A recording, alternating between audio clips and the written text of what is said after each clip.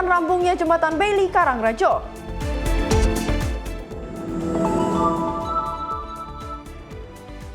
Pertunjukan barongsai bawah air sambut Tahun Baru Imlek di Shenyang.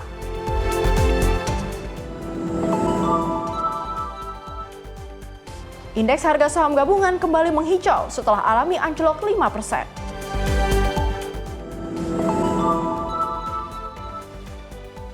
Miris, curi sepeda motor siswa SD diamankan.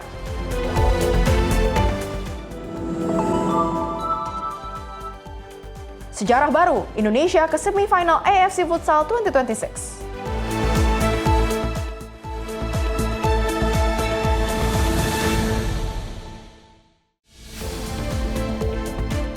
Halo, selamat malam pemirsa. Senang sekali rasanya kami dapat kembali hadir menemani Anda. Selain 5 informasi utama tadi, selama 2 jam ke depan kami masih akan menemani Anda dengan informasi menarik lainnya, terutama mengenai agenda Kabinet Merah Putih, peristiwa ekonomi, dan juga olahraga. Bersama saya Priska Priscilla, inilah Menyapa Indonesia Malam untuk Anda.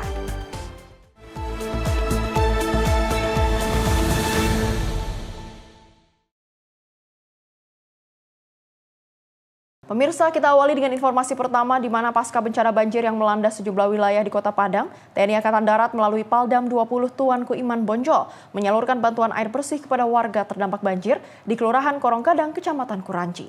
Bantuan air bersih ini diberikan untuk memenuhi kebutuhan dasar warga karena sumber air terutama sumur tercemar dan tidak dapat digunakan pasca banjir.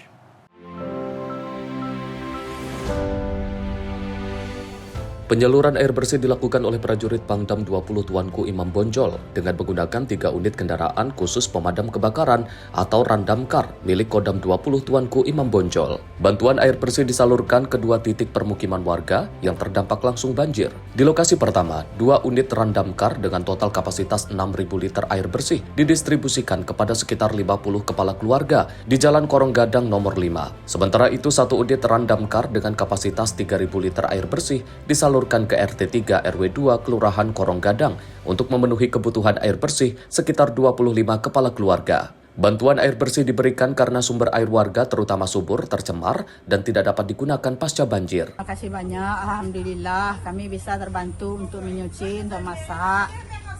Dan kami berharap dapat bantuan Bapak setiap hari sampai air kami normal seperti biasa.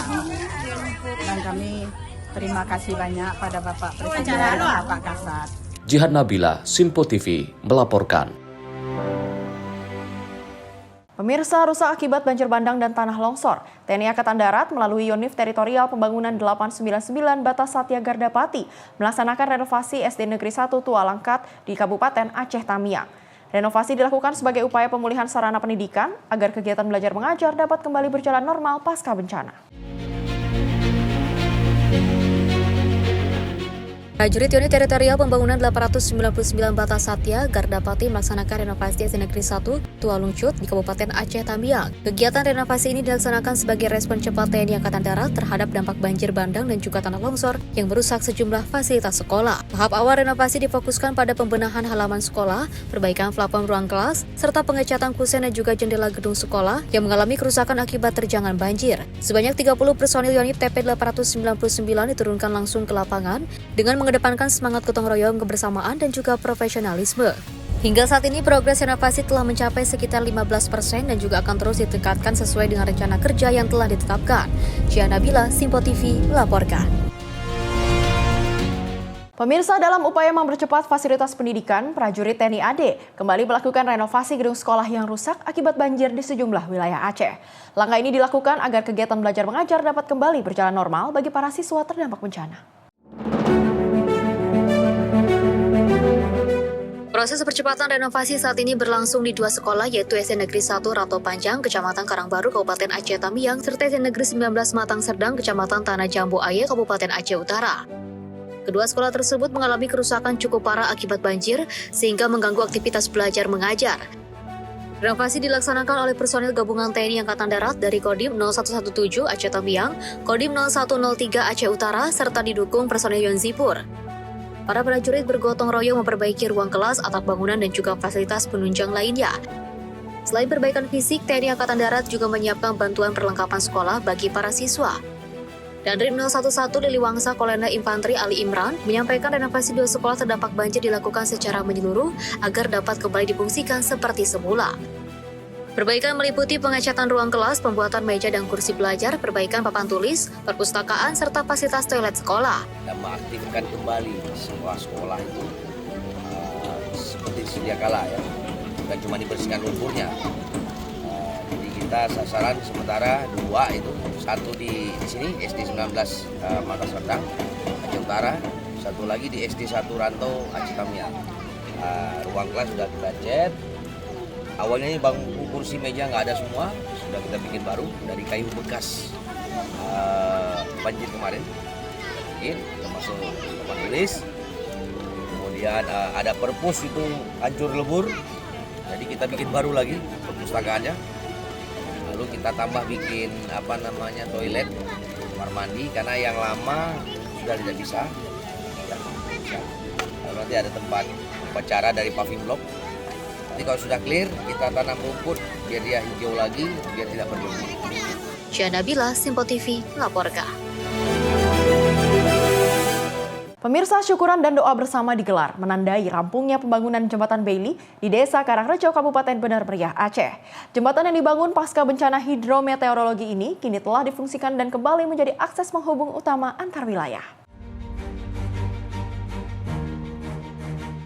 Syukuran dan doa bersama digelar sebagai tanda rampungnya pembangunan Jembatan Bailey di Desa Karangrejo, Kecamatan Bukit, Kabupaten Bener Meriah. Jembatan Bailey ini dibangun oleh prajurit TNI yang tergabung dalam Satuan Tugas Penanggulangan Bencana Alam atau Satgas Gulbencal Kodam Iskandar Muda. Pembangunan jembatan dilaksanakan secara intensif sebagai upaya mempercepat pemulihan akses transportasi warga yang sempat terputus akibat bencana hidrometeorologi. Sejak difungsikan, Jembatan Bailey telah dapat dilalui kendaraan dengan kapasitas beban hingga 20 ton dan langsung dimanfaatkan masyarakat. Keberadaan jembatan ini menjadi jalur penghubung utama antar wilayah serta berperan penting dalam mendukung aktivitas ekonomi, distribusi hasil pertanian, dan mobilitas warga sehari-hari. Dengan berfungsinya kembali jembatan penghubung, diharapkan pemulihan kehidupan sosial dan perekonomian masyarakat dapat berjalan lebih cepat dan normal. Cihan Nabila, Simpo TV, melaporkan. Pemirsa, kita ke informasi lainnya, di mana Komisi 11 DPR menggelar rapat kerja bersama Menteri Keuangan Purbaya Yudi Sadewa dan Wakil Menteri Sekretaris Negara Bambang Eko Suharyanto di Kompleks Parlemen Senayan, Jakarta pada Rabu pagi. Dalam rapat tersebut, Komisi 11 DPR bersama pemerintah sepakat untuk merevisi Undang-Undang Pengembangan dan Penguatan Sektor Keuangan atau P2SK. Dewan Perwakilan Rakyat bersama pemerintah bersepakat untuk membentuk Panitia Kerja atau Panja dalam rangka melakukan pembahasan revisi Undang-Undang Nomor 4 Tahun 2023 tentang Pengembangan dan Penguatan Sektor Keuangan atau P2SK. Kesepakatan tersebut diambil dalam rapat kerja Komisi 11 DPR bersama Menteri Keuangan Purbaya Yudi Sadewa serta Wakil Menteri Sekretaris Negara Bambang Eko Suharyanto di Kompleks Parlemen Senayan, Jakarta. Ketua Komisi 11 DPR Misbakun mengatakan, pembentukan panja menjadi langkah awal DPR untuk menindaklanjuti inisiatif revisi undang-undang tersebut. Nantinya dalam waktu dekat Komisi 11 DPR akan menggelar rapat internal guna menyusun keanggotaan panja, sekaligus menetapkan agenda pembahasan. Kita menyepakati tadi di dalam rapat Komisi 11 rapat kerja mengenai agenda pembahasan revisi Undang-Undang P2SK. Pengembangan dan penguatan sektor keuangan, kita sepakati dibentuk panja dan panjanya nanti akan rapat internal untuk menentukan jadwal. Dan DIM dari pemerintah, karena ini adalah undang-undang inisiatif DPR, inisiatif itu datang dari judicial review terhadap Undang-Undang Nomor 4 Tahun 2023 mengenai P2SK, maka DPR menggunakan hak kumulatif terbukanya untuk segera melakukan revisi. Dan karena ini inisiatif dari DPR, maka daftar inventarisasi masalahnya datang dari pemerintah. Tadi surat presidennya menunjuk Menteri Keuangan, Menteri Pan-RB, Pendayagunaan Aparatur Negara, Menteri Sekretaris Negara, dan Menteri Hukum untuk membahas bersama-sama maupun sendiri-sendiri terhadap Undang-Undang P2SK ini. Dan jadwalnya nanti akan ada di rapat internal. DIM, daftar inventarisasi masalah, nanti akan diserahkan pada saat di rapat panja. Dari Jakarta, Fahrizal Davariskiano, Sinpo TV melaporkan.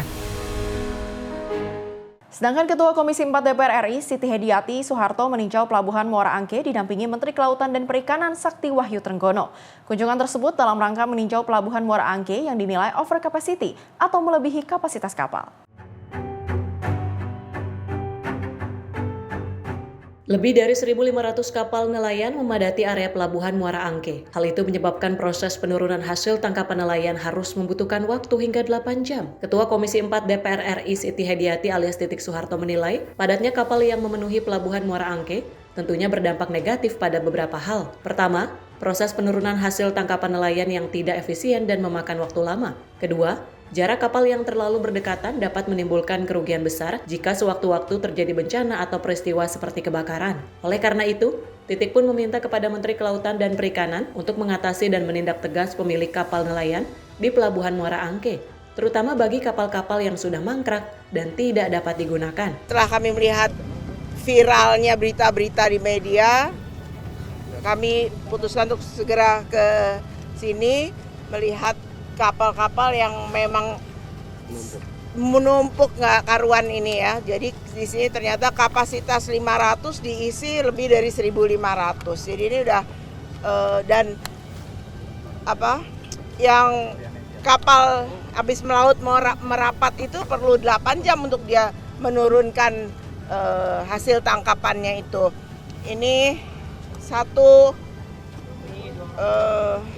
tidak efisien ya untuk kapal-kapal ini untuk menurunkan barang-barangnya. Yang kedua lebih penting lagi ini bahaya, terlalu bahaya kapal yang rapat-rapat.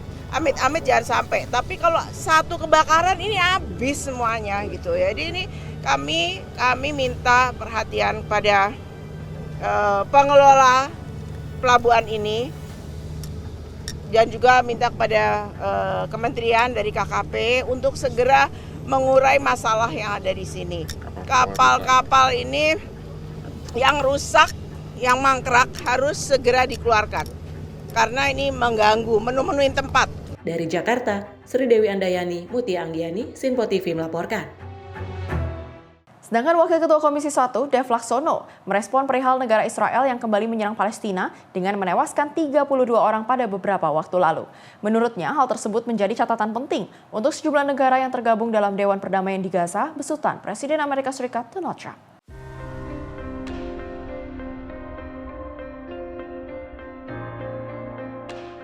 Negara Israel kembali meluncurkan gelombang serangan udara ke Gaza, Palestina pada beberapa waktu lalu. Dalam serangan tersebut menewaskan sedikitnya 32 orang warga Palestina. Merespon hal itu, Wakil Ketua Komisi 1 DPR, Dev Laksono menegaskan serangan Israel ke Palestina menjadi tugas dari Board of Peace untuk menghentikan serangan dari Israel ke Gaza, Palestina.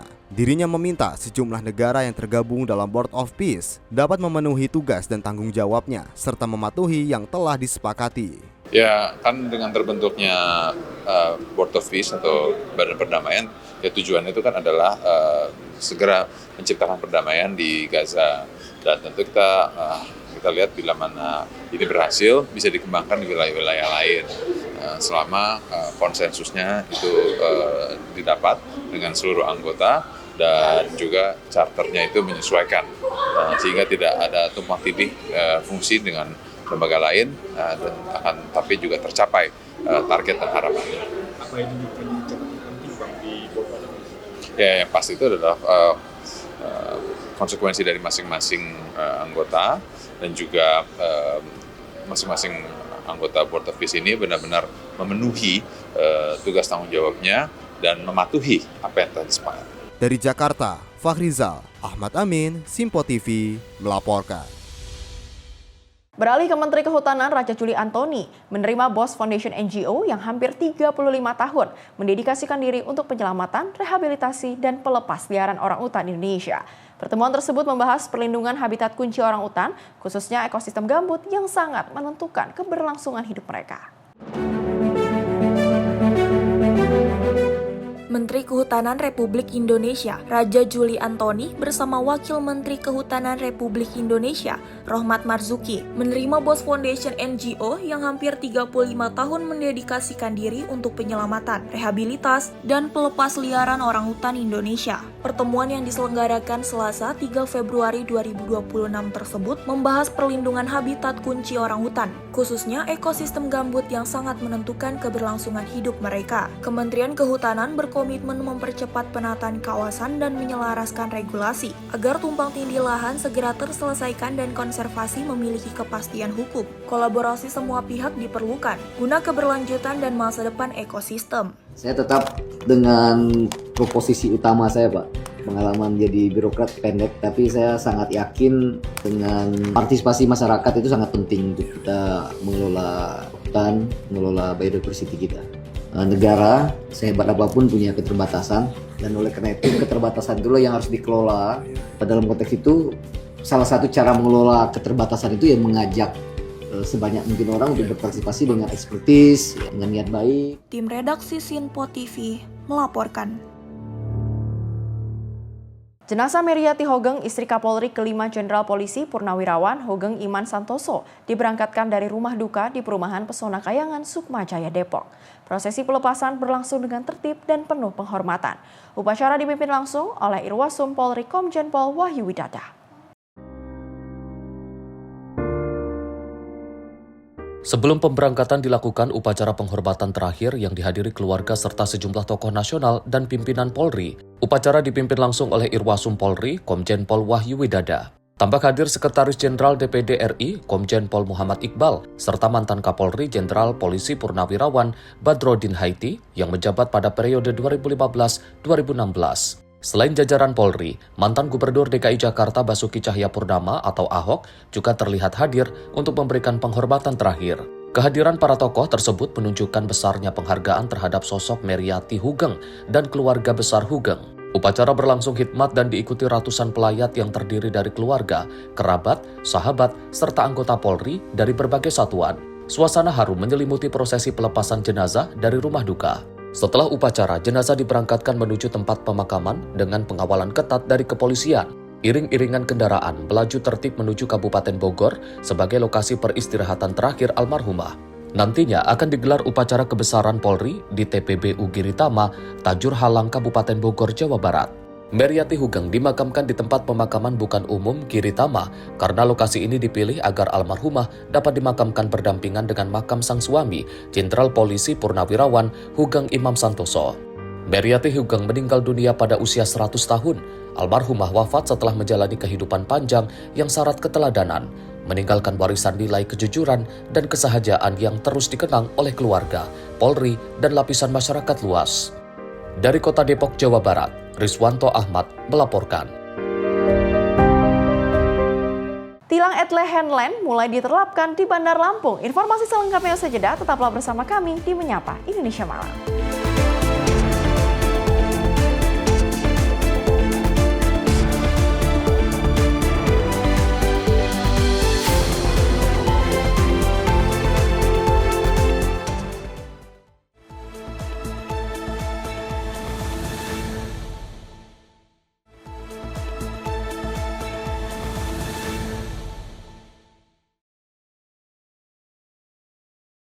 Terima kasih pemirsa, masih bersama kami di Sinpo TV. Kita lanjutkan ke informasi berikutnya dari mancanegara, di mana sebuah akuarium di kota Shenyang, China Timur Laut menampilkan cara unik menyambut Tahun Baru Imlek.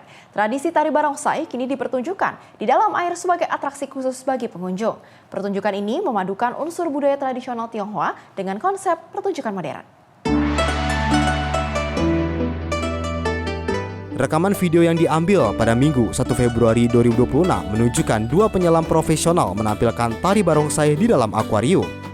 Keduanya dilengkapi tabung oksigen dan sabuk pemberat untuk menjaga stabilitas gerak di dalam air. Dua penyelam tersebut memeragakan sosok barongsai akuatik di dalam tangki akuarium berukuran besar.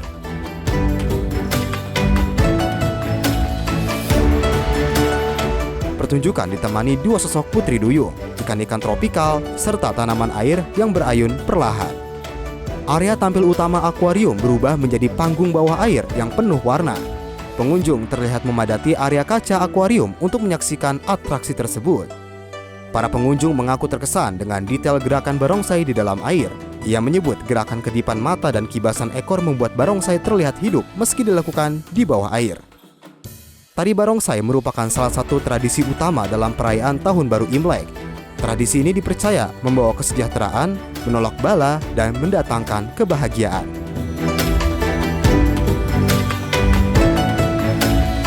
Tahun Baru Imlek tahun ini menandai masuknya Tahun Kuda. Pertunjukan barongsai bawah air ini menjadi salah satu bentuk perayaan kreatif dalam menyambut momen tersebut. Tim redaksi Simpo TV melaporkan.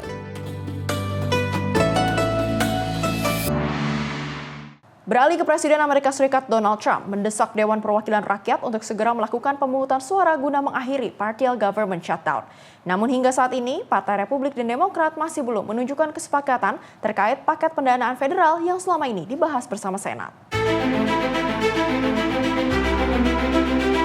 Presiden Donald Trump mendesak DPR Amerika Serikat segera mengakhiri partial government shutdown. Namun di Kongres, kebutuhan masih terjadi akibat perselisihan antara Partai Demokrat dan Partai Republik.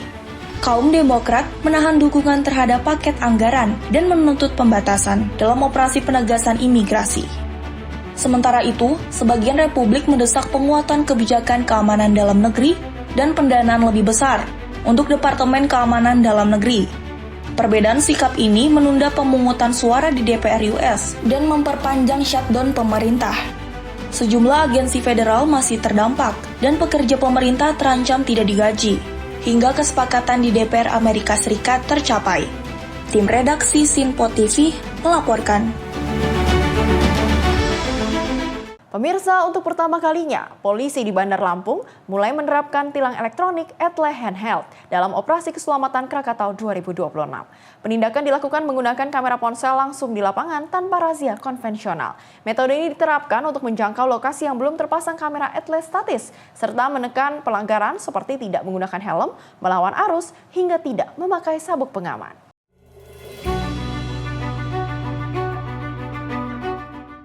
Satuan Lalu Lintas Polresta Bandar Lampung mengoptimalkan penggunaan etle handheld untuk menindak pelanggaran lalu lintas selama operasi keselamatan Krakatau 2026.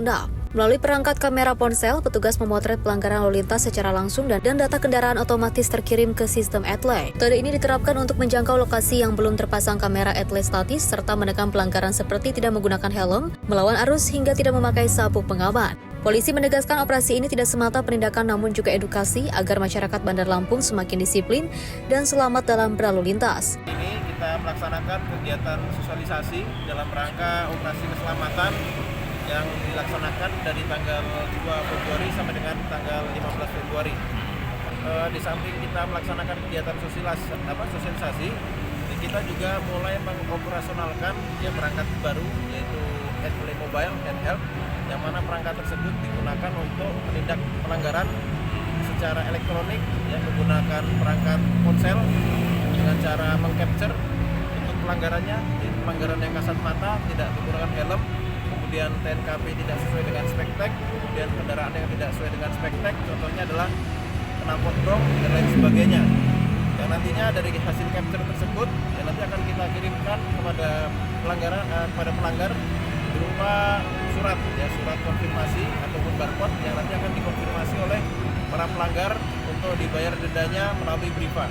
Operasi Keselamatan Krakatau 2026 yang dimulai sejak tanggal 2 hingga 15 Februari 2026 ini diharapkan mampu menurunkan angka pelanggaran dan kecelakaan khususnya di wilayah kota Bandar Lampung. Dari Bandar Lampung, Immanuel Simorangkir, kontributor Simpo TV melaporkan. Dari Wadan Kodaeral 8, Laksma TNI Tony Herjijanto mengungkapkan kronologi penangkapan sebuah pambot Fadil Boy yang membawa barang muatan ilegal di perairan Manado oleh tim Quick Response Kodaeral 8. Hal tersebut disampaikan saat press conference di Coglo Kodaeral 8 pada Senin 2 Februari 2026.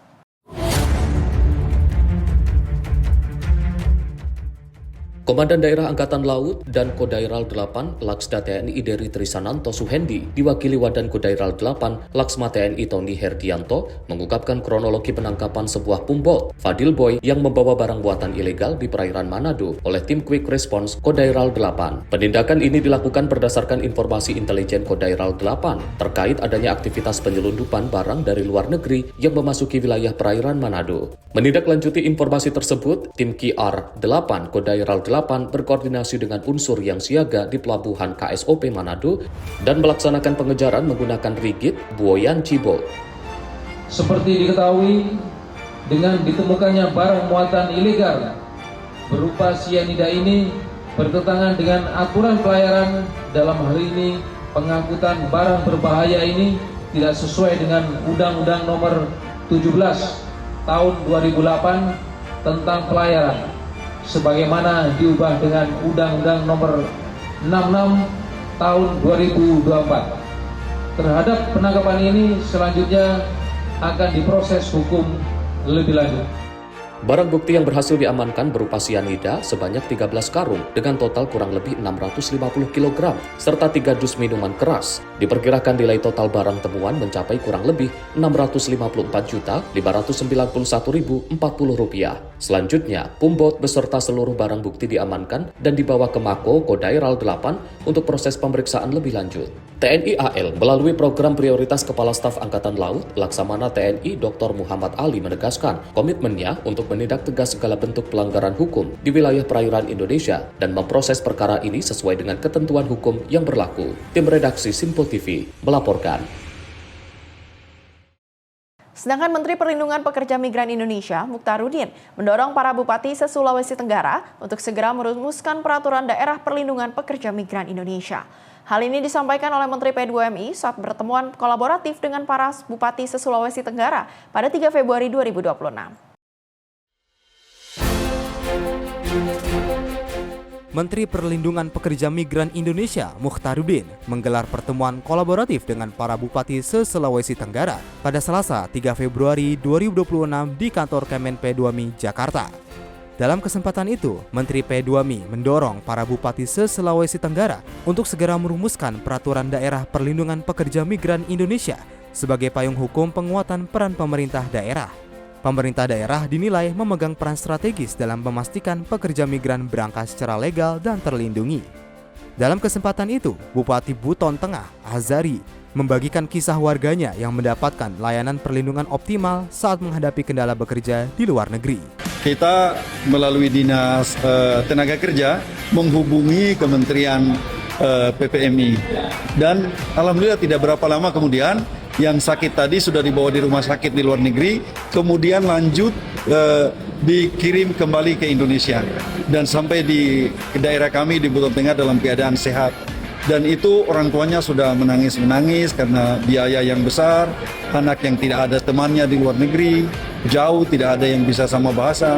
Tapi kemudian itu bisa diselesaikan atas bantuan dari Kementerian PPMI. Hal ini dinilai sebagai bukti nyata bahwa sistem perlindungan berjalan dan dirasakan langsung manfaatnya. Tim redaksi Simpo TV melaporkan. Dari Kepala Badan Narkotika Nasional, Komjen Pol Suyudi Aryoseto, angkat bicara perihal penyalahgunaan tabung whipping yang sempat viral di kalangan generasi muda. Suyudi menyebut, pihaknya akan bekerja sama dengan stakeholder terkait untuk mengawasi peredaran whipping agar tidak disalahgunakan. Tabung whipping kini tengah menjadi perbincangan hangat setelah dikaitkan dengan kematian salah satu selebgram bernama Lula Lava. Tabung ini berisikan gas nitrous oxide atau N2O yang kerap banyak ditemui di pasaran. Namun tabung tersebut banyak salah digunakan khususnya di kalangan generasi muda sehingga mampu menciptakan sensasi euforia serta sensasi yang melayang. Kepala BNN Komjen Pol Suyudi Aryoseto mengungkapkan pihaknya akan melakukan pengawasan bagi pengedaran tabung whipping agar tidak salah digunakan. Meski zat yang juga terkandung di tabung whipping belum diatur dalam regulasi narkotika, BNN mengimbau khususnya masyarakat untuk tidak menyalahgunakan. Ya, whipping ini kan adalah zat yang digunakan baik untuk medis maupun juga untuk produk makanan sebenarnya, ya. Baik itu untuk kopi misalnya, untuk roti, kue dan sebagainya.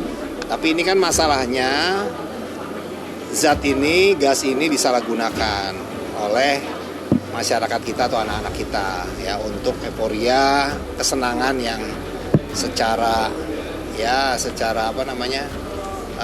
efeknya cepat gitu ya. Nah, sehingga ini perlu menjadi perhatian kita semua ya.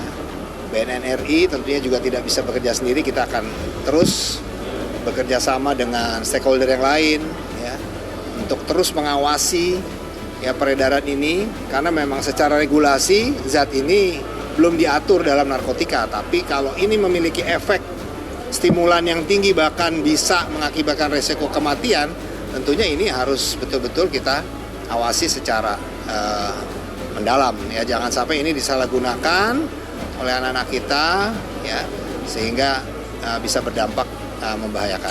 Dari Jakarta, Fahrizal Ahmad Amin, Simpo TV melaporkan.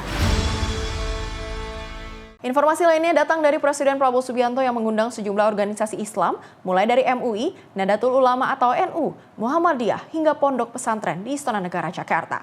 Pertemuan ini untuk membahas sejumlah isu strategis, baik dalam negeri maupun geopolitik luar negeri.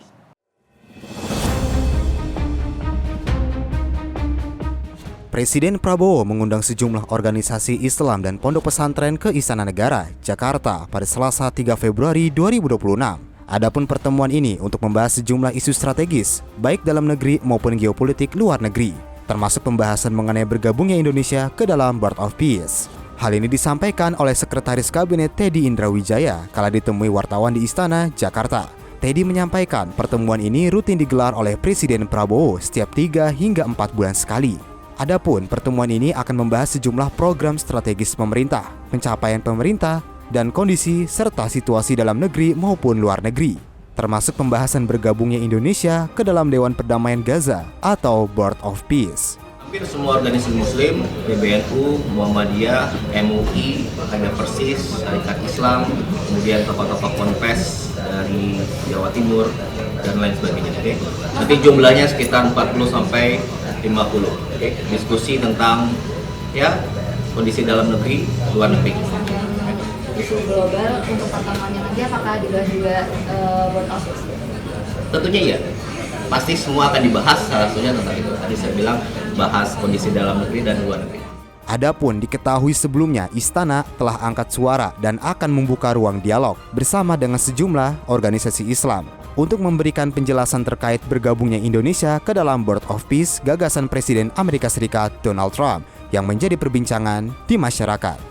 Dari Jakarta, Dio Malau, Simpo TV melaporkan. Presiden Prabowo Subianto yang mengundang sejumlah tokoh Islam ke Istana Kepresidenan pada Selasa 3 Februari 2026, salah satunya membahas keikutsertaan Indonesia dalam Board of Peace. Presiden Prabowo Subianto mengundang sejumlah tokoh Islam ke Istana Kepresidenan pada Selasa 3 Februari 2026.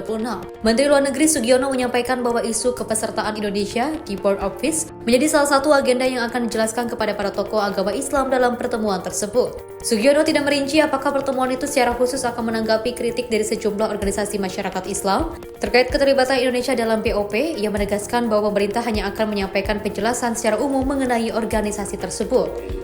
Pembicaraan mengenai Board of Peace dan penjelasan yang akan dilakukan seputar isu tersebut. Aja. Ada poin-poin yang akan disampaikan nggak, Mas? Itu aja dulu. Itu kan pembukaan dulu. Mas, ini dari memang merespons kritik dari sejumlah ormas tentang ikut sertaan Indonesia di Board of Peace. Enggak, saya kira ini penjelasan umum, nanti mungkin juga terkait dengan itu. Tapi apakah ada evaluasi? Berdasarkan pantauan di lokasi, sejumlah tokoh agama Islam tampak mulai berdatangan ke kompleks Istana Kepresidenan. Beberapa di antaranya merupakan perwakilan pengurus besar Nahdlatul Ulama seperti Hovifah Indar Parawansa dan Saifullah Yusuf atau Gus Ipul, Wakil Ketua Majelis Ulama Indonesia Khalil Nafis, serta Menteri Agama Nasaruddin Umar. Dari Jakarta, Dio Malau, Simpo TV melaporkan. Sedangkan Wakil Menteri Kesehatan Benyamin Paulus Octavianus menghadap ke Presiden Prabowo Subianto ke Istana Presidenan Jakarta untuk memberikan keterangan terkait kasus penyakit tuberkulosis di Indonesia. Presiden meminta penanganan dilakukan secara serius dan masif. pemerintah menjadikan pemberantasan tuberkulosis sebagai program prioritas nasional, selain program makanan bergizi gratis. Indonesia saat ini masih menempati peringkat kedua kasus tuberkulosis tertinggi di dunia setelah India. Presiden meminta penanganan dilakukan secara serius dan masif, dengan pendekatan seperti saat menangani pandemi COVID-19. Tugas saya pertama untuk bagaimana pemberantasan tuberkulosis bisa lebih baik dan bagaimana kan quick win daripada pemerintahan dari Pak Prabowo dan Pak Gibran kan adalah bagaimana penanganan kasus tuberkulosis merupakan program utama daripada ini selain makan bergizi gratis. Karena saya ahli paru dan wamen, beliau ingin tahu input dari saya. Itu aja hari ini.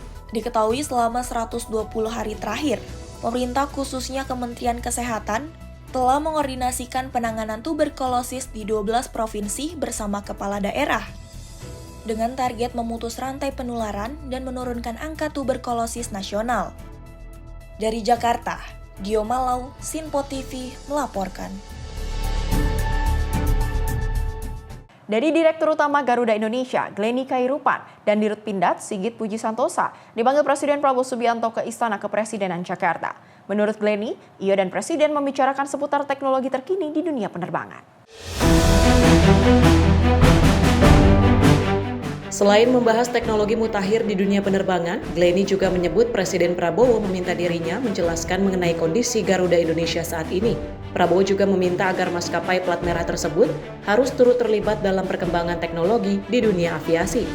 Dari Jakarta, penerbangan di Indonesia, tentang Garuda, tentang pesawat-pesawat yang super maju sekarang. Teknologi yang maju, kita harus ikut juga terlibat dalam perkembangan teknologi. Sudah tidak bisa Dari Jakarta, Dio Malau, Sinpo TV melaporkan. Sedangkan dari Presiden Prabowo Subianto yang mengaku prihatin, saat ini persoalan sampah telah menjadi masalah serius di berbagai daerah. Tak terkecuali di daerah yang jadi pusat pariwisata seperti Bali. Presiden mengaku malu karena masalah ini turut menjadi sorotan tokoh dunia yang pernah datang ke Indonesia.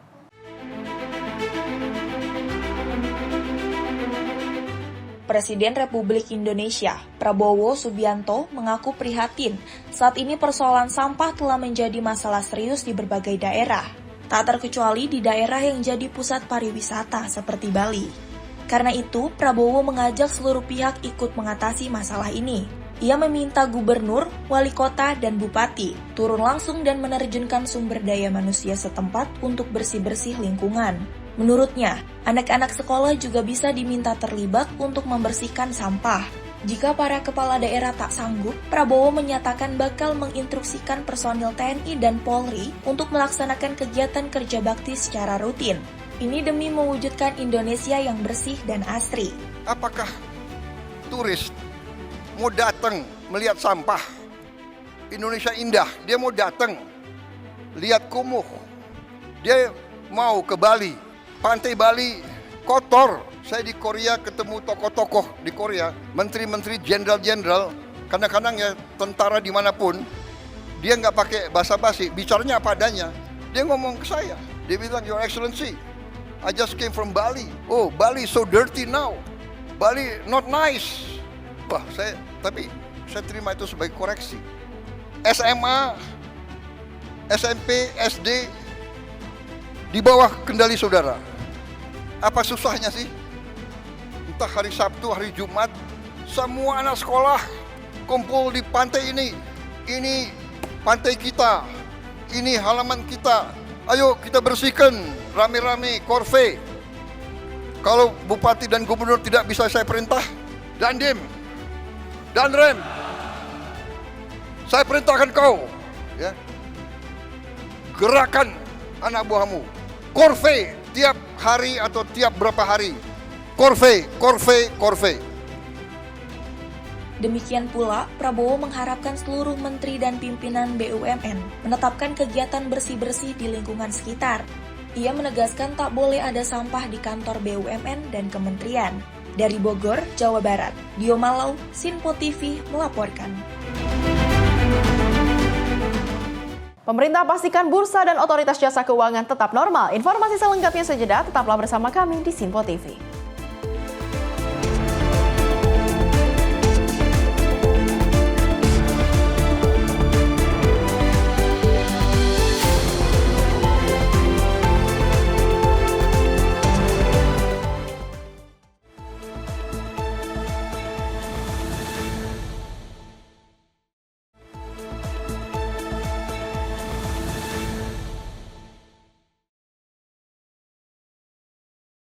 Terima kasih pemirsa, Anda masih bersama kami di Menyapa Indonesia Malam. Kita lanjutkan ke informasi berikutnya datang dari Ketua Komisi 11 DPR, Misbah Kun, mengungkapkan bahwa indeks harga saham gabungan atau IHSG telah menghijau kembali setelah beberapa hari lalu mengalami penurunan.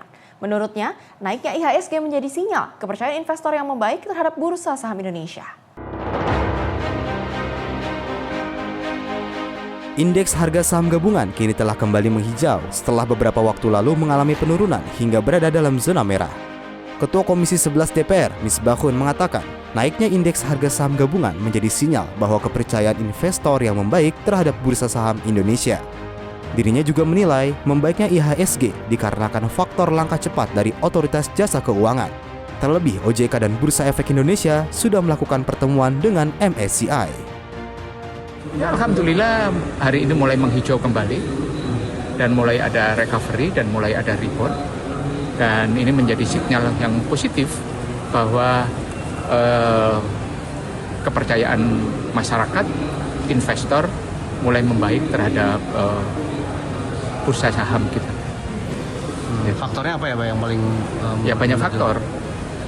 OJK yang cepat memberikan respon, terus kemudian beberapa isu-isu yang mengenai demutualisasi, kemudian isu mengenai floating share kan ditindaklanjuti. Apa yang menjadi isu di MSCI itu kan ditindaklanjuti oleh otoritas bersama dengan pemerintah untuk melakukan upaya-upaya membangun kembali kepercayaan investor kepada masyarakat, kepada bursa kita. Dari Jakarta, Fahrizal Ahmad Amin, Simpo TV melaporkan. Hal tersebut juga didukung oleh CIO Danantara, Pandu Syahrir, yang mengungkapkan bahwa Danantara aktif melakukan investasi di Indonesia sejak Desember 2025. Melalui manajer investasi yang ditunjuk, Danantara mengutamakan 4G, yaitu good growth, good liquidity, good fundamental, and good cash flow.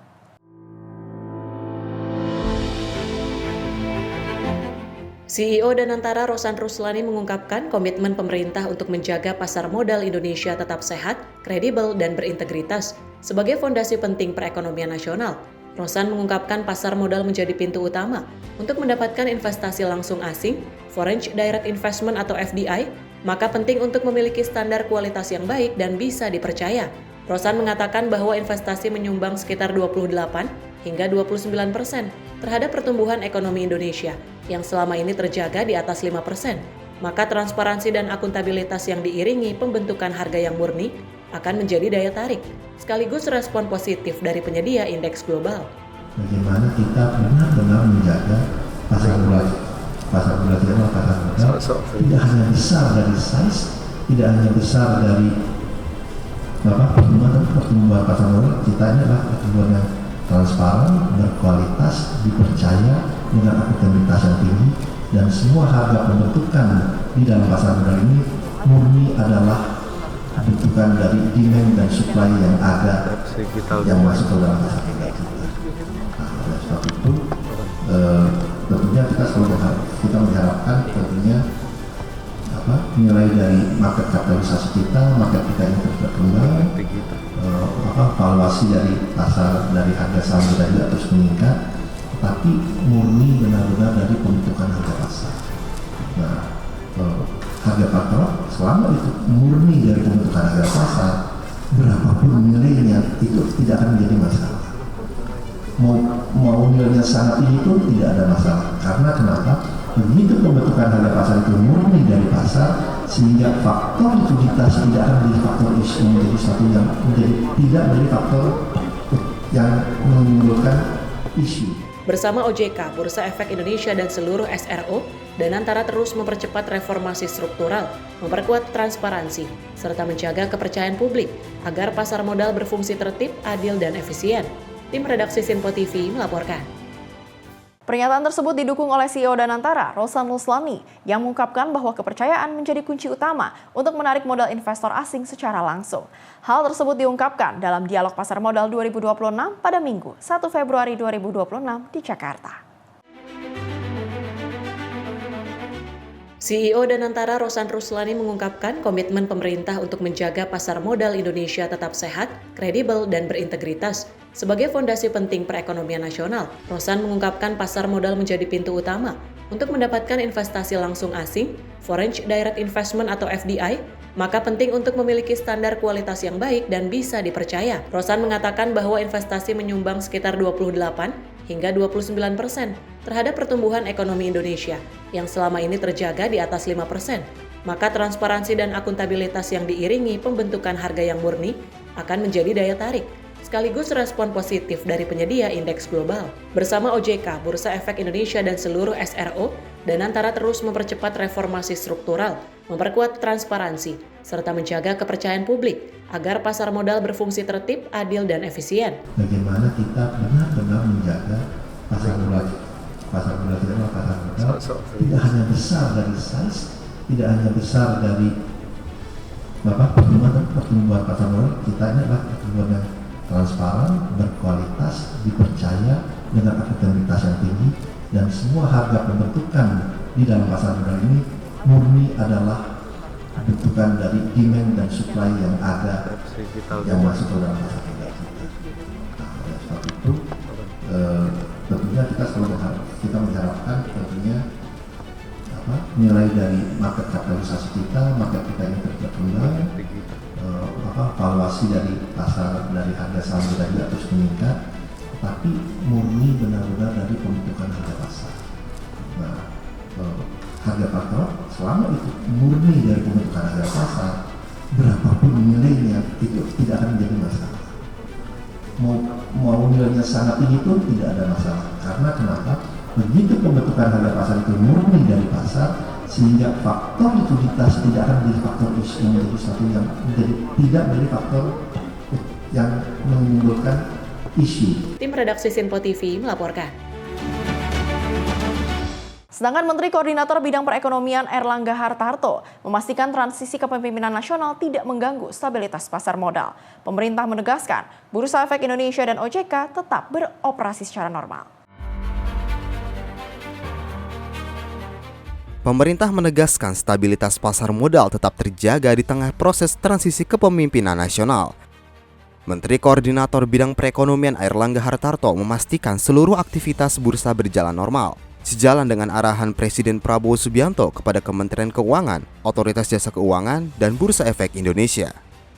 Pernyataan tersebut disampaikan sebagai respon atas pengunduran diri sejumlah pimpinan OJK dan BI pada Jumat 30 Januari yang terjadi setelah koreksi tajam indeks harga saham gabungan serta meningkatnya sorotan lembaga internasional terhadap tata kelola BEI. Airlangga menegaskan tidak akan ada kekosongan kepemimpinan di kedua lembaga strategis tersebut. Bapak Presiden telah menginstruksikan Kementerian Keuangan serta jajaran pengurus OJK dan Bursa Efek Indonesia untuk memastikan bahwa kegiatan operasional bursa tetap berjalan dengan normal dengan kepemimpinan transisi. Pejabat pelaksana tugas atau PJS itu akan memastikan seluruh fungsi regulasi, aktivitas perdagangan, dan tugas pengawasan berjalan tanpa gangguan. Institusi kita kuat karena sistem dikelola sesuai dengan standar good governance dan best practices. Untuk sementara, posisi penting akan diisi oleh pejabat pelaksana tugas guna menjamin keberlanjutan fungsi kelembagaan. Jabatan Ketua dan Wakil Ketua Dewan Komisioner OJK diisi oleh Frederika Widyasari Dewi, sementara BI belum mengumumkan pengganti sementara Direktur Utama Iman Rahman. Meski demikian, Airlangga optimistis pasar modal tetap berjalan normal berkat sistem dan tata kelola yang kuat. Tim redaksi Sinpo TV melaporkan. Pernyataan tersebut juga didukung oleh Otoritas Jasa Keuangan yang memaparkan 8 rencana aksi untuk mempercepat transformasi pasar modal Indonesia melalui 4 klaster, yaitu likuiditas, transparansi, tata kelola, dan sinergitas. Berlangsung di Main Hall Bursa Efek Indonesia pada Minggu 1 Februari 2026, Otoritas Jasa Keuangan bersama SRO, BI, dan Danantara menggelar dialog pasar modal 2026 untuk melakukan bold and ambitious reform di pasar modal Indonesia. Pejabat sementara, Ketua dan Wakil Ketua OJK, Friederika Widyasari Dewi, membaginya menjadi 4 pilar untuk percepatan reformasi integritas pasar modal. Pertama, penguatan likuiditas melalui peningkatan free float atau jumlah saham yang beredar di masyarakat dari 7,5% menjadi 15% sesuai standar MSCI. Ada rencana aksi yang kita susun, ya. Ini ada kita kelompokkan menjadi 4 klaster gitu ya. Yang pertama adalah untuk kebijakan baru free float. Kemudian yang kedua adalah untuk transparansi. Kemudian klaster tata kelola dan juga enforcement, dan juga sinergitas. Rencana aksi yang pertama ini menjadi diskusi kita beberapa waktu ini, sangat hangat diskusinya, bahwa OJK dan SRO akan menaikkan batas minimum free float emiten menjadi sebesar 15%, meningkat dari ketentuan yang saat ini 7,5%. Pasti teman-teman dari asosiasi broker dan emiten terutama juga mempertanyakan berapa lama gitu ya. Nah, kita tentu saja kita ada stagesnya. Ini secara lebih spesifik dapat disampaikan lebih lanjut. Dan kemudian untuk perusahaan yang IPO baru ya bisa kita tetapkan langsung 15%. Kedua, meningkatkan transparansi dengan mendetailkan tipe investor mulai dari yang kepemilikannya di atas 1% dan menambahkan subtipe hingga lebih dari 20 kategori. Ketiga, melakukan penguatan tata kelola dengan demutualisasi bursa efek, penegakan peraturan dan sanksi, serta melalui mewajibkan setiap emiten untuk mendapatkan pendidikan dan sertifikasi profesi. Kemudian yang kelima, rencana aksi yang kelima, penegakan peraturan dan sanksi atau enforcement. Ini juga terus kita sampaikan dengan tegas bahwa kita akan melakukan penguatan enforcement atas berbagai pelanggaran hukum di pasar modal secara tegas dan berkelanjutan. Contoh yang utama yang akan kita lakukan enforcement penguatan adalah manipulasi transaksi saham. Bahasa istilahnya itu teman-teman suka pakai goreng-goreng gitu ya, dan juga informasi yang menyesatkan. Kasihan ya kalau untuk investor-investor retail kalau ada orang yang suka memberikan informasi yang menyesatkan, ini juga ada pasal-pasal yang kita gunakan untuk enforcement. Kemudian rencana aksi yang keenam adalah penguatan tata kelola emiten, juga sangat penting. Antara lain kita akan mewajibkan pendidikan berkelanjutan bagi direksi, komisaris, audit di emiten, dan kewajiban bagi penyusun laporan keuangan emiten itu harus punya sertifikasi CA atau Certified. Dan yang terakhir, OJK juga berkomitmen untuk melakukan kolaborasi dan sinergi dengan seluruh pihak. Dari Jakarta, Priska Priscilla, jurnalis Info TV, melaporkan.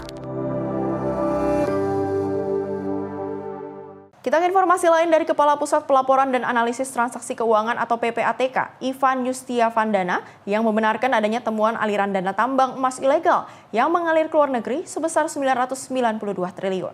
Ivan mengatakan, temuan tersebut kini tengah dalam proses penyidikan. Pusat Pelaporan dan Analisis Transaksi Keuangan atau PPATK besarnya perputaran uang yang diduga berasal dari tambang ilegal. Hal tersebut disampaikan langsung oleh Kepala Pusat Pelaporan dan Analisis Transaksi Keuangan atau PPATK, Ivan Yustiavandana, usai menghadiri rapat kerja bersama Komisi 3 DPR di Kompleks Parlemen Senayan, Jakarta. Ivan mengatakan, temuan aliran dana tambang emas ilegal itu mencapai sebesar 992 triliun rupiah. Oleh karena itu, dirinya menegaskan perlunya kerjasama dari berbagai pihak untuk mengusut kasus hingga tuntas. Bapak, soal aliran uang tambang ilegal itu betul Pak? Nilainya hampir 1.000 triliun ya Pak? Ya, udah ditangani oleh penyidik ya. Rincinya berapa persisnya Pak itu? Berapa ya? Iya, 992 triliun. Dan itu perputaran dananya. Iya. Ini kira-kira ada target nggak? Ya kita target turun lagi 50% ya. Pak, aliran tambang ilegal itu tersebar daerah mana saja itu Pak? Oh, ada hasil risetnya ya. Saya nggak apa itu ya. Iya, ada beberapa wilayah lah. Follow up-nya PPATK akan langsung kemana lagi Pak untuk tindak lanjutnya dari kita? Ke penyidik, ke KLH, ke PKH segala macam ya. Ya teman-teman ya. Butuh waktu berapa lama untuk penindakannya Pak? Oh, tergantung penyidiknya. Kami support penyidik ya. Dari Jakarta, Fahrizal Ahmad Amin, Simpo TV melaporkan. Informasi lain mengenai penyebaran virus Nipah yang sudah terdeteksi di India menjadi perhatian dunia termasuk Indonesia. Meskipun hingga saat ini belum ditemukan kasus positif virus Nipah di dalam negeri, namun Kemenkes terus melakukan langkah serius untuk mengantisipasinya.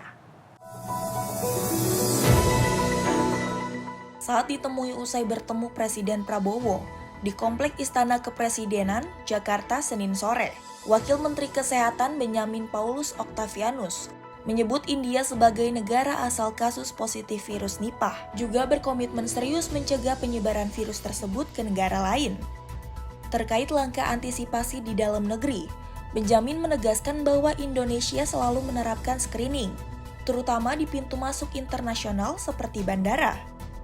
Alat deteksi yang dimiliki Kemenkes disebut sudah mumpuni untuk mendeteksi apabila ada indikasi penyebaran virus yang belum tersedia vaksinnya tersebut. Harus waspada. Oleh karena itu, memang controlling ketat itu paling penting. Jadi controlling ketat, maka karantina kesehatan kita harus kita perkuat. Maka saya setiap ke airport dimanapun di Indonesia, saya selalu kita punya balai karantina kesehatan. Saya mau cek di Cengkareng itu, di airport Cengkareng Suta itu, di setiap terminal ada, baik datangan maupun keberangkatan. Jadi bagus saya perhatikan. Itu juga baik. Sama semua virus ya, demam, panas, cuman ini bahayanya dia infeksinya berat ke paru, menyebabkan pneumonia, dan angka mortalitinya tinggi, angka kematiannya tinggi, jadi sangat membahayakan. Tapi di seluruh India baru 2 orang tuh dari 1,5 miliar penduduknya, jadi ya kita waspada lah. Oke ya.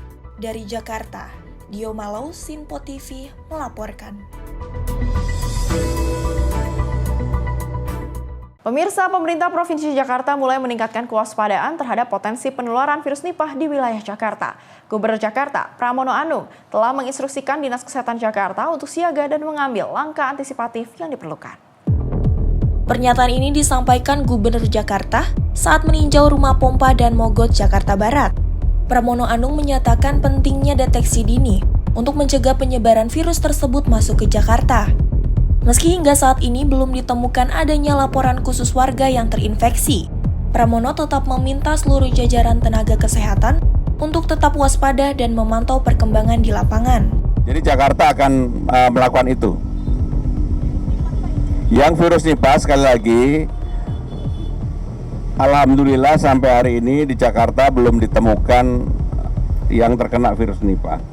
Kemarin waktu berkomunikasi dengan Bapak Menteri Kesehatan, mudah-mudahan Jakarta segera mengantisipasi untuk itu, dan saya sudah meminta kepada Dinas Kesehatan untuk segera menangani itu, dan mudah-mudahan Jakarta lebih tanggap karena persoalan yang menyangkut virus Nipah, terus kemudian yang kemarin kencing tikus dan sebagainya, mudah-mudahan tidak terjadi di Jakarta. Upaya pencegahan sejak dini diharapkan dapat menjadi benteng utama agar virus Nipah tidak menjadi ancaman kesehatan baru bagi warga Jakarta. Dari Jakarta, jurnalis Simpo TV melaporkan. Pemerintah Provinsi Jakarta juga mulai meningkatkan kewaspadaan terhadap potensi penularan virus Nipah di wilayah Jakarta. Gubernur Jakarta, Pramono Anung, telah menginstruksikan Dinas Kesehatan Jakarta untuk siaga dan mengambil langkah antisipatif yang diperlukan.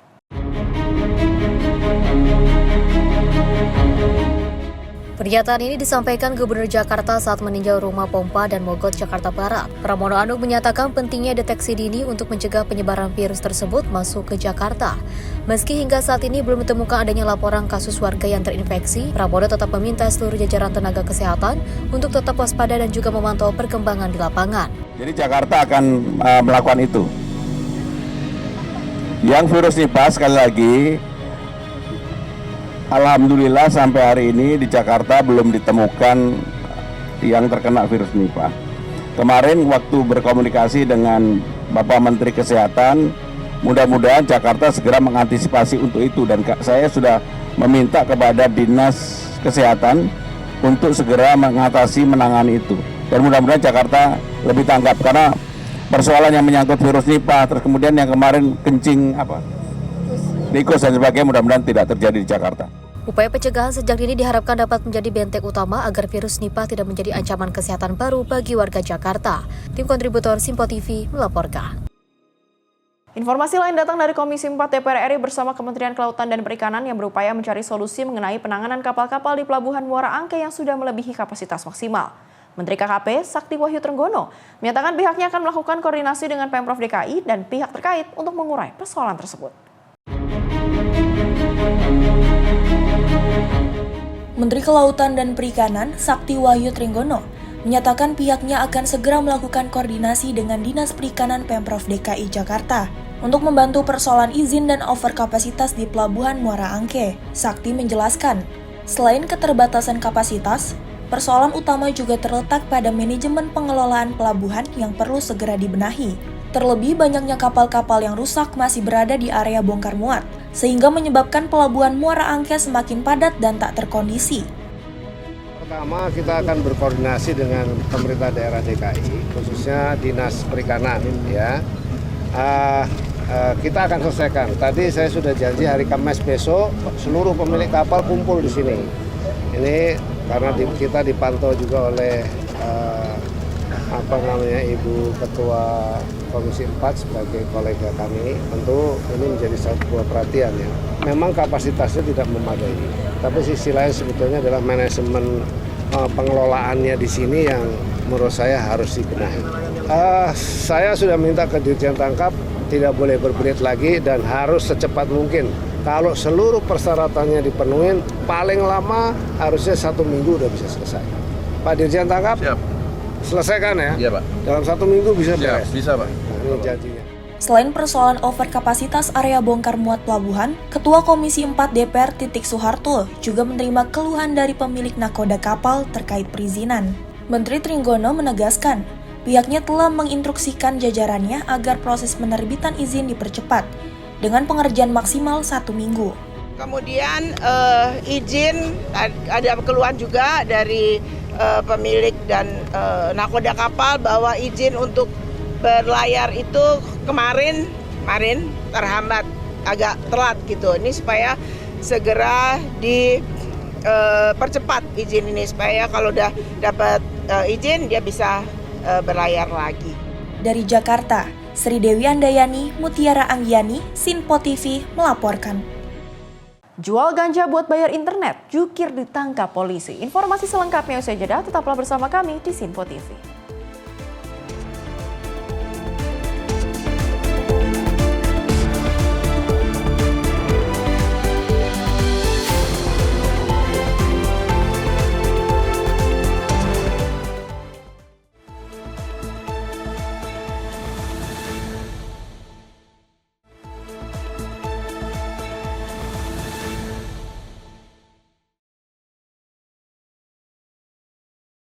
Terima kasih pemirsa, Anda masih bersama kami di Menyapa Indonesia Malam. Kita lanjutkan ke informasi peristiwa berikutnya, di mana seorang pemuda nekat mencuri kotak uang hasil jualan di sebuah warung Madura di kawasan Kembangan, Jakarta Barat.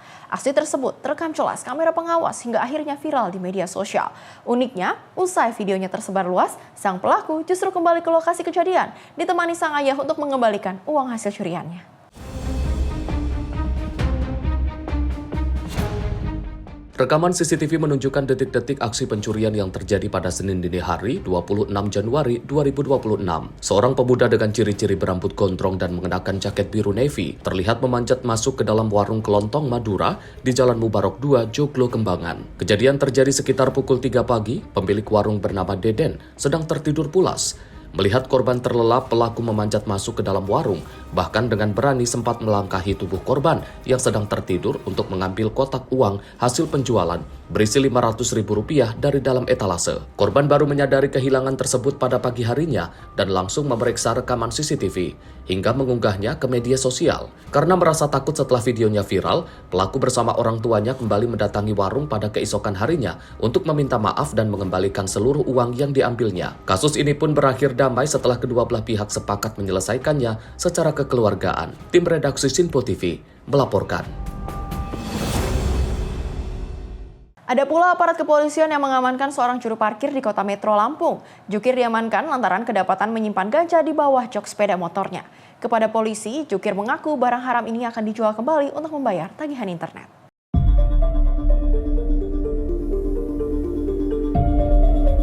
Inilah rekaman video amatir saat anggota tim Kobra Satres Narkoba Polres Metro Lampung mengamankan seorang juru parkir berinisial RH berusia 48 tahun. Pria ini dihentikan polisi di jalan setelah adanya laporan dari masyarakat tentang peredaran narkoba jenis ganja kepada kalangan mahasiswa dan pelajar. Dari penangkapan tersebut, petugas menemukan 2 paket sedang narkoba jenis ganja seberat lebih dari 85 gram yang disimpan tersangka di bawah jok motor. Kepada penyidik, tersangka mengaku ganja yang diperoleh dari seorang bandar di wilayah Kabupaten Pesawaran ini rencananya bakal dipakai sendiri oleh tersangka dan diedarkan ke kalangan mahasiswa dan pelajar. Tersangka berdalih, aksi tersebut dilakukan karena kebutuhan ekonomi untuk membayar tagihan wifi di rumahnya. Jadi dapat saya jelaskan, pada saat itu anggota dapat informasi dari masyarakat, kemudian melakukan penyelidikan dan kebetulan pas di Jalan Jenderal Sudirman, Metro Barat, menemukan seorang laki-laki yang dicurigai dengan mengendarai sepeda motor, kemudian berhenti, kemudian digeledah, ditemukan ganja kurang lebih 85,6 gram di dalam jok. Memang untuk tersangka ini rencananya untuk dijual kembali. Hingga kini, polisi masih melakukan pengembangan guna mengungkap jaringan peredaran narkotika yang menyasar kalangan mahasiswa dan pelajar di Kota Metro. Sementara tersangka bakal dijerat pasal tentang narkotika dengan ancaman hukuman pidana maksimal 12 tahun penjara. Dari Metro Lampung, jurnalis Sinpo TV melaporkan. Sedangkan Satuan Reserse Kriminal Polresta Malang Kota menangkap 2 pencuri sepeda motor di bawah umur. Mirisnya, 1 diantaranya masih berstatus pelajar sekolah dasar.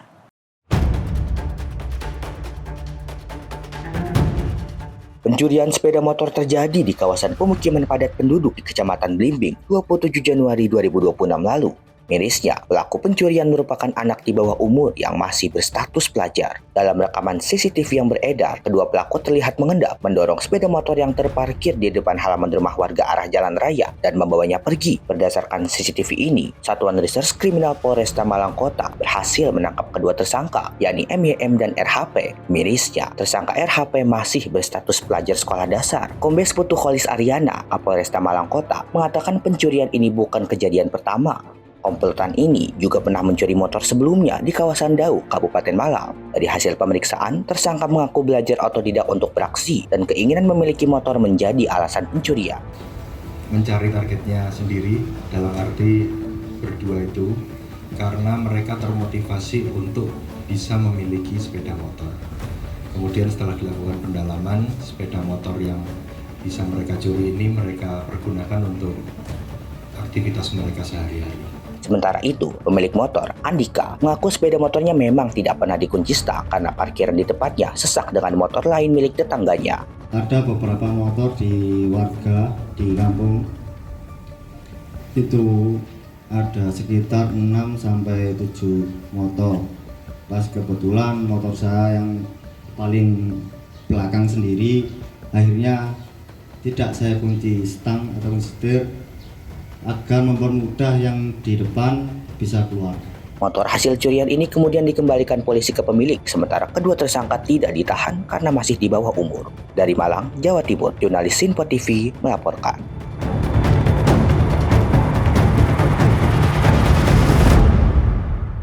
Seorang pelaku penjamretan berhasil ditangkap pengemudi Jaklingko saat beraksi di kawasan Ciracas, Jakarta Timur. Pelaku sempat dimasa warga yang geram ketika diamankan.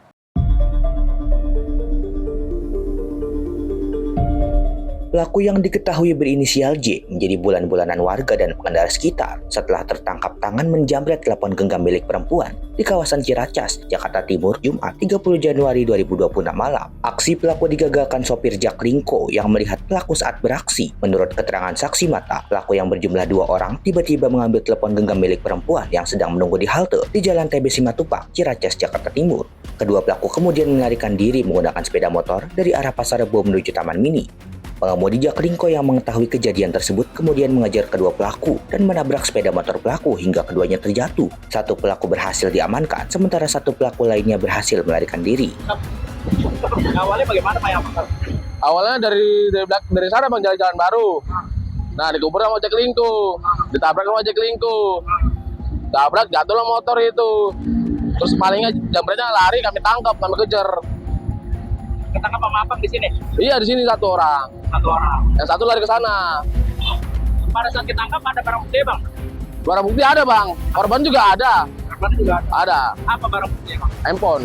Oh handphone, oh jadi dia jambret handphone? Oh iya. Pelakunya berapa orang bang? 2. Terus lanjutnya langsung ke Bapak? Ke Kampung Rambutan. Polsek Kampung Rambutan situ. Ada terminal. Sementara itu, kasus penjambretan ini kini ditangani petugas kepolisian sektor Ciracas. Dari Jakarta, jurnalis Info TV melaporkan. Dari tim Chandra Satreskrim Polres Pandeglang meringkus komplotan spesialis pembobol minimarket yang meresahkan warga. 6 orang eksekutor dan 1 orang penadah diringkus bersama barang bukti ratusan bungkus rokok hingga alat pembobol bangunan. 6 pria masing-masing berinisial SK, SM, DD, UJ, YY, dan AD hanya bisa tertunduk saat digiring petugas ke Mapolres Pandeglang. Mereka merupakan komplotan pencuri spesialis minimarket yang kerap beroperasi di wilayah Kabupaten Pandeglang. Selain ke-6 eksekutor, polisi juga turut mengamankan seorang pria berinisial RS yang berperan sebagai penadah barang-barang hasil curian. Dari tangan para pelaku, petugas menyita sejumlah barang bukti berupa ratusan bungkus rokok berbagai merek, 2 unit kendaraan roda 2, serta peralatan untuk membobol seperti palu, tang, tambang, dan kunci segitiga. Menurut Kapolres Pandeglang, AKBP Dino Indra Setiadi, para pelaku menjalankan aksinya dengan cara merusak gembok pagar dan membobol bagian atap minimarket pada malam hari saat toko sudah tutup. Pelaku pembobolan minimarket atau retail modern yang berada di wilayah hukum Pandeglang. Ada 3 lokasi, 3 TKP yang berada di wilayah hukum Pandeglang yang dijebol retail modern ini. Dari 3 minimarket ini ada 7 tersangka yang kita amankan. Dan dengan modus operandi ada 2 cara. Yang pertama adalah melakukan penjebolan plafon. Ini barang bukti melakukan penjebolan plafon. Ada tali tambang. Juga di sini ada perlengkapannya, ada kunci T untuk melakukan penjebolan plafon. Kemudian juga ada modus yang kedua dengan cara melakukan pengerusakan terhadap gembok pengaman pagar depannya. Untuk alfa, ulangi untuk retail modern atau minimarket kemudian 110 juta dari 3 TKP. Kini para pelaku harus mendekam di sel tahanan Mapolres Pandeglang. Para eksekutor dijerat pasal 363 KUHP tentang pencurian dengan pemberatan ancaman 7 tahun penjara. Sementara sang penadah dijerat pasal 480 KUHP dengan ancaman 4 tahun penjara. Dari Pandeglang, Banten, jurnalis Info TV melaporkan. Pemirsa, tim gabungan Polsek Seberang Ulus 1 dan Unit Pidana Umum Polrestabes Palembang meringkus pelaku begal bersenjata api yang membawa kabur sepeda motor driver ojol di Palembang, Sumatera Selatan. Dari tangan pelaku, polisi menyita motor korban dan senjata api rakitan. Tim gabungan Polsek Seberang Ulus 1 dan Unit Pidana Umum Polrestabes Palembang meringkus MW, pelaku pencurian dengan kekerasan di Palembang. Pelaku ditangkap tanpa perlawanan di tempat persembunyiannya di kawasan eks-lokalisasi Teratai Putih, Kecamatan Sukarame, Palembang. Setelah menangkap pelaku, polisi menggeledah rumah dan menemukan barang bukti senjata api rakitan yang digunakan untuk melancarkan aksi kejahatannya. Menurut keterangan polisi, pelaku yang berusia 45 tahun itu terakhir beraksi di kawasan Jalan Pancausaha, Kecamatan Seberang Ulus 1 Palembang, dengan korban seorang driver ojek online. Modus yang dilakukan pelaku yakni dengan cara berpura-pura menjadi penumpang. Setelah sampai tempat tujuan, pelaku menodongkan senjata api lalu membawa kabur motor korban. Dilakukan penangkapan terhadap pelaku pencurian dengan kekerasan yang dilakukan atau dilaksanakan oleh tim gabungan dari Satreskrim Polrestabes Palembang dengan unit Reskrim Polsek SU1. Dan saat ini tersangka telah diamankan dan dilakukan pendalaman, terutama asal muasal dari kepemilikan senjata api rakitan tersebut. Demikian, terima kasih. Barang buktinya apa, Bang? Yang berhasil diamankan selain pelaku, Bang? Selain pelaku juga telah diamankan senjata api rakitan dan 1 unit kendaraan yang menjadi barang bukti. Pelaku terancam pasal 479 KUHP, Undang-Undang Nomor 1 Tahun 2023 dengan ancaman kurungan 9 tahun penjara. Dari Palembang, Sumatera Selatan, jurnalis Sinpo TV melaporkan. Pemirsa, pesawat tempur Israel dilaporkan menghancurkan sebuah bangunan di desa Kafar Tepnir, Lebanon Selatan pada Senin sore 2 Februari 2026. Serangan dilakukan setelah pihak Israel mengeluarkan peringatan evakuasi kepada warga. Sedangkan militer Israel menyatakan serangan menargetkan infrastruktur militer Hezbollah.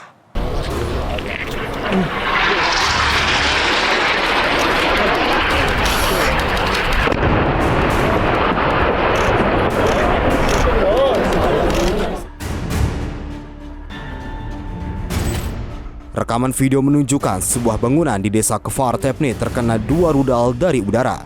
Setelah serangan, tim penyelamat dan warga terlihat memeriksa lokasi kejadian. Menurut kantor berita nasional Lebanon, serangan terjadi sekitar pukul 3:10 sore waktu setempat.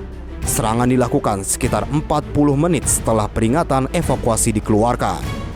Sebelum serangan, juru bicara militer Israel Avichai Adri menyampaikan peringatan mendesak kepada warga desa Kafar Tepnir dan Ain Qana.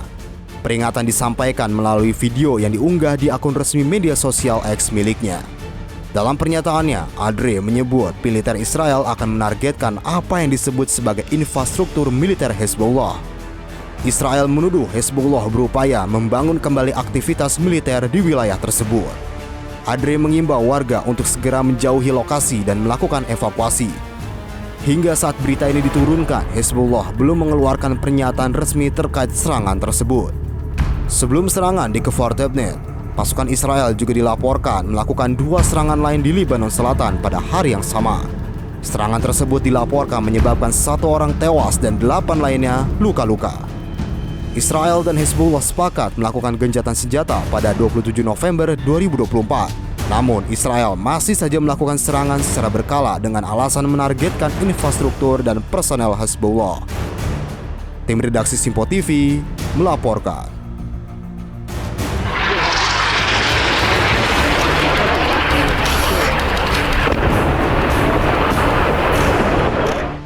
Ada pula kebakaran hutan besar yang melanda wilayah Patagonia di bagian selatan Argentina. Api melahap puluhan ribu hektar hutan alami termasuk Taman Nasional Los Alces, situs warisan dunia UNESCO.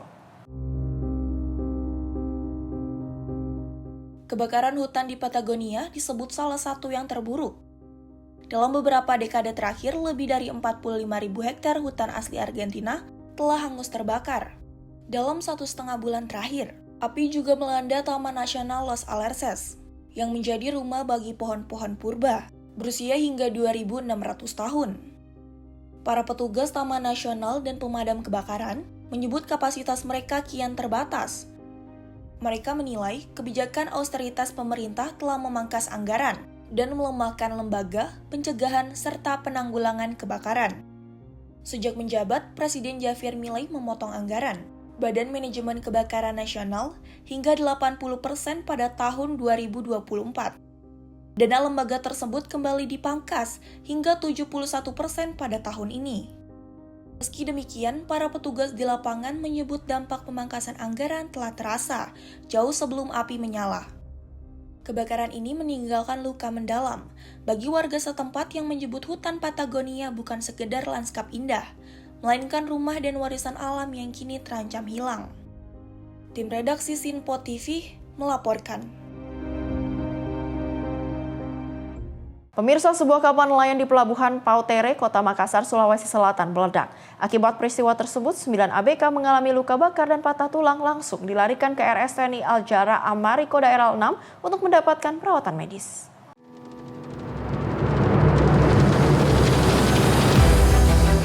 Sebuah kapal nelayan KM Rismawati Indah meledak dan terbakar saat melakukan proses pembongkaran hasil tangkapan ikan di Pelabuhan Pautere, Kota Makassar, Sulawesi Selatan. Akibat peristiwa tersebut, KM Rismawati Indah hancur berkeping-keping dan 9 orang ABK mengalami luka bakar dan patah tulang.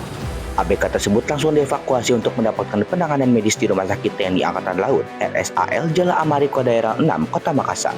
Peristiwa tersebut terjadi pada Selasa sekitar pukul 4.30 waktu Indonesia Tengah. Kapal tiba-tiba meledak saat akan memasuki kawasan pelabuhan. Kejadian ini juga akibat ledakan kapal saat aktivitas menjalankan. Meski terjadi pada dini hari, tidak sesuai dengan Makassar bergerak cepat ke lokasi untuk melakukan penanganan darurat dampak banjir tersebut. Akibat kejadian ini, 9 orang korban mengalami luka dan sebelumnya telah dievakuasi ke Rumah Sakit Angkatan Laut Jalal Almari, Kodaira 6, Makassar. Kami BPD Makassar tetap mengutamakan keselamatan masyarakat 12 sejaga alam posisi itu sehingga memungkinkan untuk penanganan cepat meski kejadian terjadi hari. BPD Kota Makassar terus melakukan pendataan dan pemantauan lokasi kejadian. Aparat kepolisian yang tiba di lokasi kejadian langsung melakukan penyelidikan terkait penyebabnya meledak kapal nelayan. Dugaan sementara kapal meledak yaitu karena adanya kerusakan pada mesin kapal yang meledak saat mulai dihidupkan. Dari Makassar, Sulawesi Selatan, jurnalis Simpo TV melaporkan. Dari Wadan Kodaira 8, Laksma TNI Tony Herjijanto mengungkapkan kronologi penangkapan sebuah pambot Fadil Boy yang membawa barang muatan ilegal di perairan Manado oleh tim Quick Response Kodaira 8. Hal tersebut disampaikan saat press conference di Coglo Kodaira 8 pada Senin 2 Februari 2026.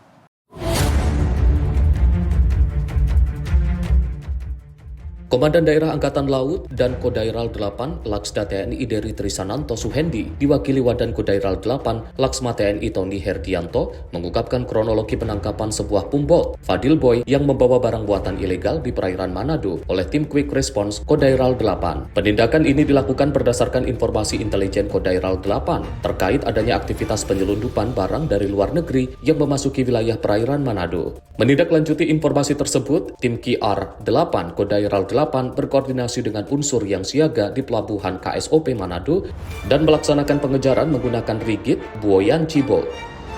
Seperti diketahui, dengan ditemukannya barang muatan ilegal berupa sianida ini bertentangan dengan aturan pelayaran, dalam hal ini pengangkutan barang berbahaya ini tidak sesuai dengan Undang-Undang Nomor 17 Tahun 2008 tentang pelayaran, sebagaimana diubah dengan Undang-Undang Nomor 66 Tahun 2024. Terhadap penangkapan ini selanjutnya akan diproses hukum lebih lanjut. Barang bukti yang berhasil diamankan berupa sianida sebanyak 13 karung dengan total kurang lebih 650 kg serta 3 dus minuman keras. Diperkirakan nilai total barang temuan mencapai kurang lebih Rp654.591.040. Selanjutnya, pumbot beserta seluruh barang bukti diamankan dan dibawa ke Mako Kodairal 8 untuk proses pemeriksaan lebih lanjut. TNI AL melalui program prioritas Kepala Staf Angkatan Laut, Laksamana TNI Dr. Muhammad Ali menegaskan komitmennya untuk menindak tegas segala bentuk pelanggaran hukum di wilayah perairan Indonesia dan memproses perkara ini sesuai dengan ketentuan hukum yang berlaku. Tim redaksi Simpo TV melaporkan. Dari Kepala Badan Narkotika Nasional, Komjen Pol Suyudi Aryoseto angkat bicara perihal penyalahgunaan tabung whipping yang sempat viral di kalangan generasi muda. Suyudi menyebut pihaknya akan bekerja sama dengan stakeholder terkait untuk mengawasi peredaran whipping agar tidak disalahgunakan. Tabung whipping kini tengah menjadi perbincangan hangat setelah dikaitkan dengan kematian salah satu selebgram bernama Lula Lava. Tabung ini berisikan gas nitrous oxide atau N2O yang kerap banyak ditemui di pasaran. Namun tabung tersebut banyak salah digunakan khususnya di kalangan generasi muda sehingga mampu menciptakan sensasi euforia serta sensasi yang melayang. Kepala BNN Komjen Pol Suyudi Aryoseto mengungkapkan pihaknya akan melakukan pengawasan bagi pengedaran tabung whipping agar tidak salah digunakan. Meski zat yang juga terkandung di tabung whipping belum diatur dalam regulasi narkotika, BNN mengimbau khususnya masyarakat untuk tidak menyalahgunakan.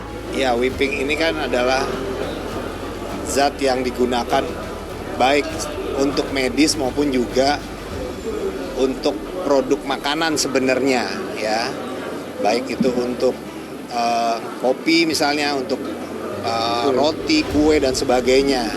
Tapi ini kan masalahnya zat ini, gas ini disalahgunakan oleh masyarakat kita atau anak-anak kita ya untuk euforia, kesenangan yang secara efeknya cepat gitu ya. Nah, sehingga ini perlu menjadi perhatian kita semua ya. BNN RI tentunya juga tidak bisa bekerja sendiri, kita akan terus bekerja sama dengan stakeholder yang lain ya untuk terus mengawasi ya peredaran ini, karena memang secara regulasi zat ini belum diatur dalam narkotika, tapi kalau ini memiliki efek stimulan yang tinggi bahkan bisa mengakibatkan resiko kematian, tentunya ini harus betul-betul kita awasi secara mendalam ya, jangan sampai ini disalahgunakan oleh anak-anak kita ya, sehingga bisa berdampak membahayakan. Dari Jakarta, Fahrizal Ahmad Amin, Simpo TV melaporkan.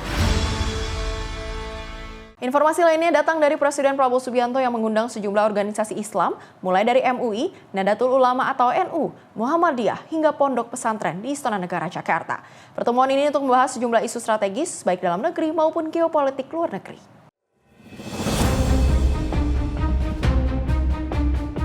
Presiden Prabowo mengundang sejumlah organisasi Islam dan pondok pesantren ke Istana Negara, Jakarta pada Selasa 3 Februari 2026. Adapun pertemuan ini untuk membahas sejumlah isu strategis, baik dalam negeri maupun geopolitik luar negeri, termasuk pembahasan mengenai bergabungnya Indonesia ke dalam Board of Peace. Hal ini disampaikan oleh Sekretaris Kabinet Teddy Indrawijaya kala ditemui wartawan di Istana, Jakarta. Teddy menyampaikan pertemuan ini rutin digelar oleh Presiden Prabowo setiap 3 hingga 4 bulan sekali. Adapun pertemuan ini akan membahas sejumlah program strategis pemerintah, pencapaian pemerintah, dan kondisi serta situasi dalam negeri maupun luar negeri, termasuk pembahasan bergabungnya Indonesia ke dalam Dewan Perdamaian Gaza atau Board of Peace. Hampir semua organisasi Muslim, PBNU, Muhammadiyah, MUI, ada Persis, Syarikat Islam, kemudian tokoh-tokoh ponpes dari Jawa Timur dan lain sebagainya. Okay? Nanti jumlahnya sekitar 40 sampai 50. Okay? Diskusi tentang kondisi dalam negeri, luar negeri. Isu global untuk pertemuannya nanti apakah dibahas juga Board of Peace? Tentunya iya, pasti semua akan dibahas, salah satunya tentang itu. Tadi saya bilang bahas kondisi dalam negeri dan luar negeri. Adapun diketahui sebelumnya Istana telah angkat suara dan akan membuka ruang dialog bersama dengan sejumlah organisasi Islam untuk memberikan penjelasan terkait bergabungnya Indonesia ke dalam Board of Peace gagasan Presiden Amerika Serikat Donald Trump yang menjadi perbincangan di masyarakat. Dari Jakarta, Dio Malau, Simpo TV melaporkan. Presiden Prabowo Subianto yang mengundang sejumlah tokoh Islam ke Istana Kepresidenan pada Selasa 3 Februari 2026, salah satunya membahas keikutsertaan Indonesia dalam Board of Peace. Presiden Prabowo Subianto mengundang sejumlah tokoh Islam ke Istana Kepresidenan pada Selasa 3 Februari 2026. Menteri Luar Negeri Sugiono menyampaikan bahwa isu kepesertaan Indonesia di Board of Peace menjadi salah satu agenda yang akan dijelaskan kepada para tokoh agama Islam dalam pertemuan tersebut. Sugiono tidak merinci apakah pertemuan itu secara khusus akan menanggapi kritik dari sejumlah organisasi masyarakat Islam terkait keterlibatan Indonesia dalam BOP. Ia menegaskan bahwa pemerintah hanya akan menyampaikan penjelasan secara umum mengenai organisasi tersebut. Pembicaraan mengenai Board of Peace dan penjelasan yang akan dilakukan seputar isu tersebut. Aja. Ada poin-poin yang akan disampaikan nggak, Mas? Itu aja dulu. Itu kan pembukaan dulu. Mas, ini dari memang merespons kritik dari sejumlah ormas Islam tentang ikut-sertaan Indonesia di Board of Peace. Enggak, saya kira ini penjelasan umum, nanti mungkin juga terkait dengan itu. Tapi apakah ada evaluasi? Berdasarkan pantauan di lokasi, sejumlah tokoh agama Islam tampak mulai berdatangan ke kompleks Istana Kepresidenan. Beberapa di antaranya merupakan perwakilan pengurus besar Nahdlatul Ulama seperti Hovifah Indar Parawansa dan Saifullah Yusuf atau Gus Ipul, Wakil Ketua Majelis Ulama Indonesia Khalil Nafis, serta Menteri Agama Nasaruddin Umar. Dari Jakarta, Dio Malau, Simpo TV melaporkan. Pemirsa, informasi tadi menutup perjumpaan kita malam ini. Saya Azhar Putra, mewakili rekan kerja yang bertugas mengucapkan terima kasih. Selamat malam dan sampai jumpa.